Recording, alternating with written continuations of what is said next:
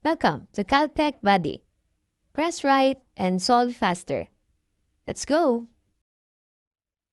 Calculator techniques or composite functions. Tara! Pag sinabi natin composite functions, it is the combination of two functions so that one output of one function becomes the input of another. So, involved dito dalawang functions. For example, we have f of x tsaka g of x. Pwede nga maging combination is like this. F composed of g of x. Ibig sabihin ng input yung nasa loob. Pwede mo siyang basahin na f of g of x. So, mahalaga yung order ha. Another thing, pwedeng ganito yung combination. G composed of f of x. So, ang input dito yung f of x kasi yun siya yung nasa pinakaloob. Pwede siyang i-write as g of f of x. So, these are composite functions, combination ng dalawang function. So, please remember that order is very important kasi they're not the same. Yung f of g of x is not the same sa g of f of x. So, iba kasi yung input-output yan. Now, mag-practice tayo para magamit natin or makapag-solve tayo ng composite functions. Let's have an example. Now, we have two functions. F of x is equivalent sa 3x minus 1, while g of x is equivalent sa x squared plus 2. We are looking sa f composed of g of 2. So again, ang nasa inside natin is yung g, so yan yung magiging input sa f of x. So, one at a time, kasi meron naman tayong specific value na tinitingnan, yung g of 2. So, una, evaluate natin yung g of 2. So, gagawin natin sa evaluation, tinuro naman yung caltech sa evaluation, ikakalc lang natin. So, pindutin yung g of x sa calcu, x squared plus 2. Evaluate natin yan sa x equals sa 2. So, calc, x equals sa 2. And lumalabas ang g of 2 pala natin is equivalent to 6. So, yung output na to, yan yung input sa f of x. Kasi composite nga siya. So, papalitan niyo yung g of 2 ng 6. And then, evaluate na natin si f of x. So, pindutin na natin si f of x na 3x minus 1. Cup. Magtatanong yun ng x, ang input mo, yung result sa g of 2 which is 6. And eventually na, evaluate na natin yung f of g of 2. So, lalabas yung result na 70. So, madali lang naman siya. Kaya lang, matagal. Okay, pasok na tayo sa caltech body technique na ituturo natin sa pag-evaluate ng composite functions gamit si Canon F789 SGA version 2, also applicable sa version 1. So, pwede nating manu-manuhin, pero mas maganda kung i-maximize si calcu. So, ganito natin siya gagawin para mas mabilis nating masolve. So, pindutin nyo na lang yung dalawang expression natin or function inside the calculator. So, again, ang f composed of g of 2 is the same sa f of g of 2. So, since g of 2 yung nasa unahan, yun yung unang pipindutin sa calcu. So, x, magsisimula talaga sa variable x, equals sa x squared plus 2. Dati yung g of x, kasi yan yung input eh. Then, maglalagay tayo ng colon. So, para makapaglagay ng colon, alpha and then inverse.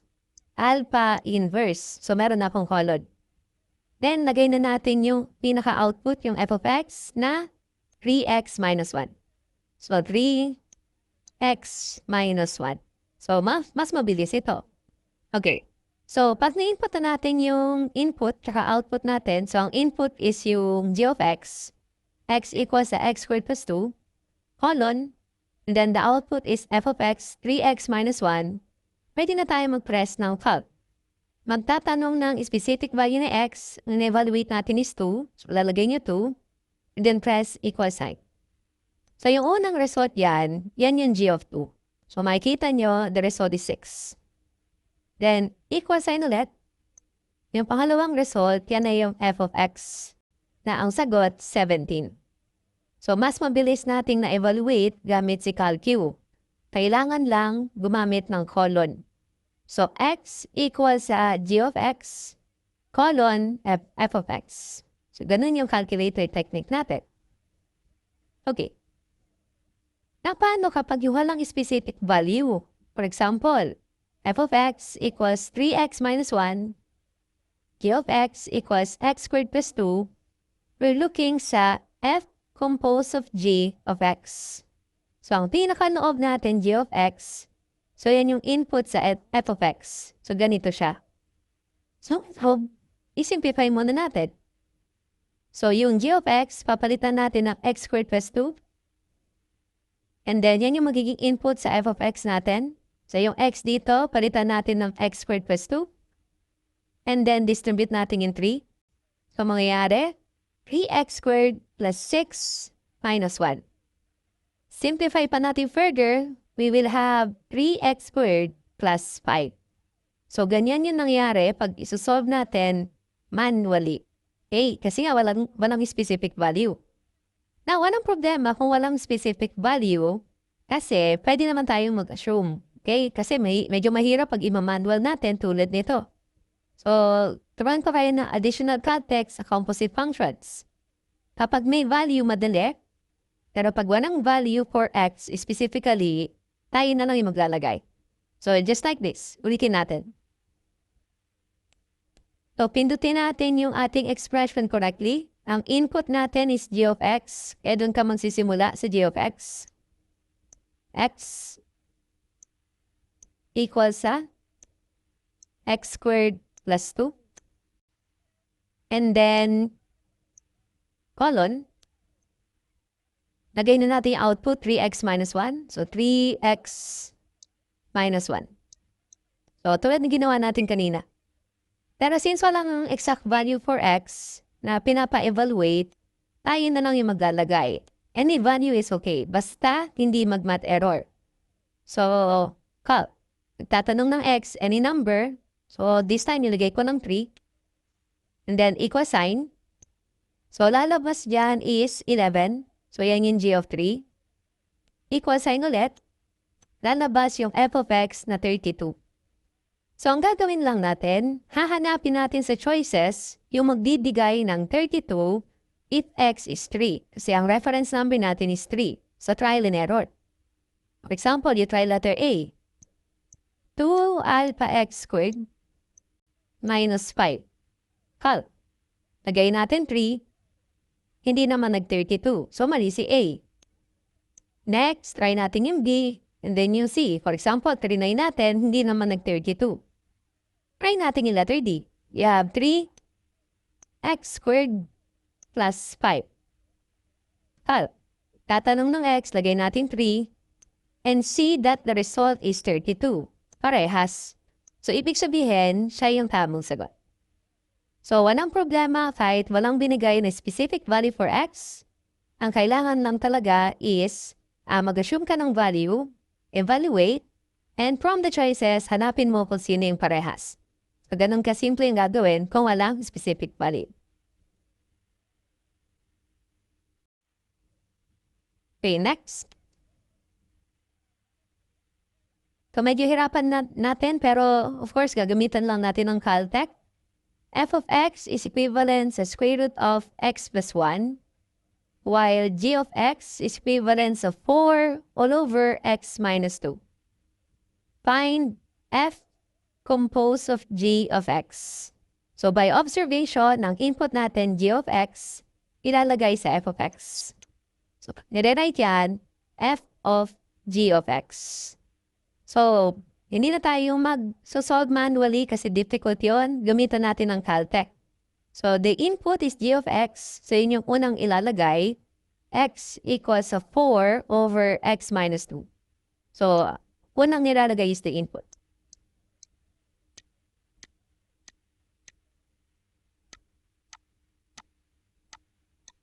Then, we press colon.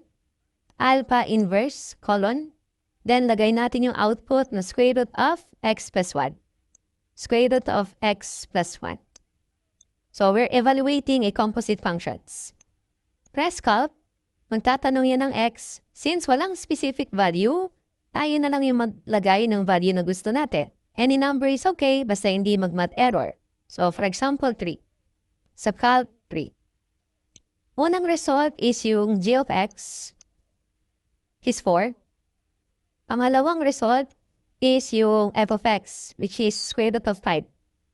So, meaning to say, from the choices, ikakalc natin yan sa 3, at kung sino yung magbigay ng square root of 5, siya yung tamang sagot.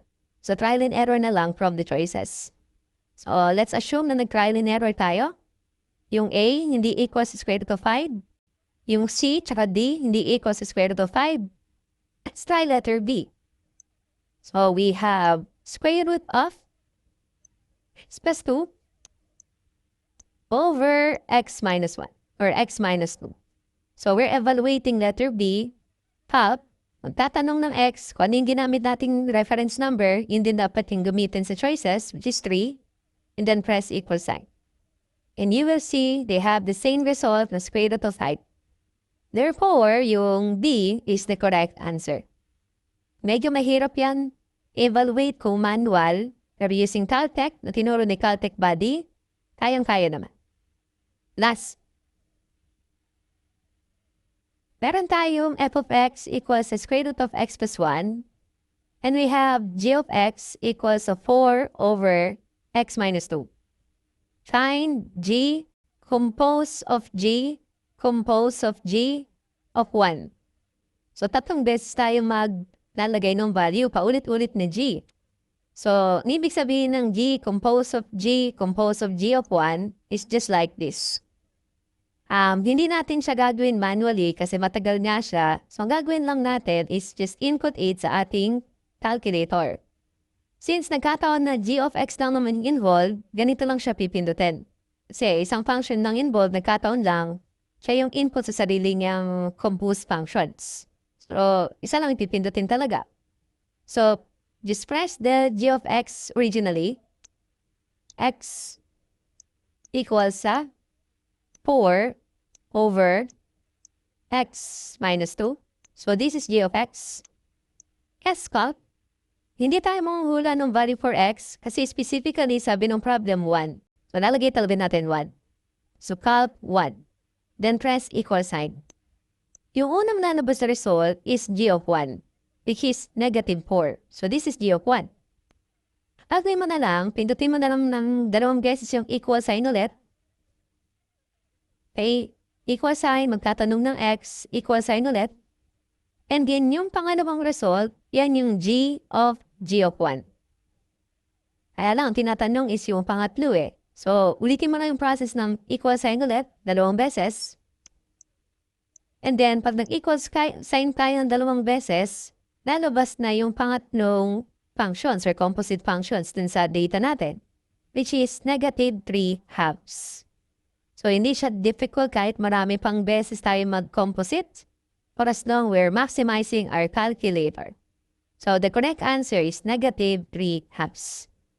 So, kailangan na lang mag-practice para magamit natin yung Caltech na tinuro ni Caltech Buddy. Okay, thank you. If you have any questions or clarifications on anything we discussed, feel free to leave a comment and we'll be happy to respond. To God be the glory. This is your Caltech Buddy, Math made easy with shortcuts, tips, and calculator techniques. Bye!